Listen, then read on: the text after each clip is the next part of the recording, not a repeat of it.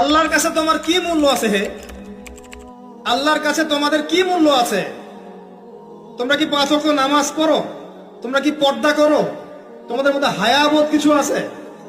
তোমরা মানুষকে ভালো কিছু শেখাও, সমাজকে ভালো কিছু দাও, শালীন কিছু দাও। আল্লাহর কাছে তোমাদের কি মূল্য আছে?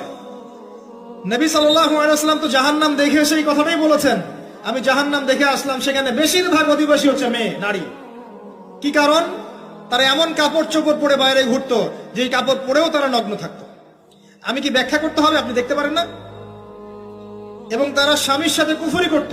সারা জীবন স্বামী যদি তাদের ভরণ পোষণ দেয়, ভালোবাসে, মহব্বত করে, তাদের জন্য জীবনটা ক্ষয় করে ফেলে, এক পর্যায়ে গিয়ে বলবে সারাটা জীবন তোমার কাছে কিছুই পাইলাম না।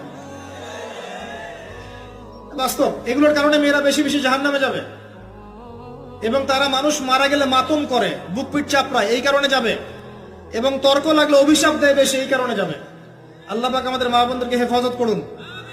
তবে একটা হাদিস আছে সুসংবাদের। নবী সাল্লাল্লাহু আলাইহি ওয়াসাল্লাম বলেছেন, একজন নারী যদি 4টা কাজ করতে পারেন, জান্নাতের যে কোনো দরজা দিয়ে ইচ্ছা প্রবেশ করতে পারবেন। 1 নাম্বার 5 ওয়াক্ত নামাজ, 2 নাম্বার রমজান মাসে সাওম, 3 নাম্বার আপনার লজ্জাস্থানের হেফাজত অর্থাৎ খাস পর্দা, এবং 4 নাম্বার আপনার স্বামীর আনুগত্য।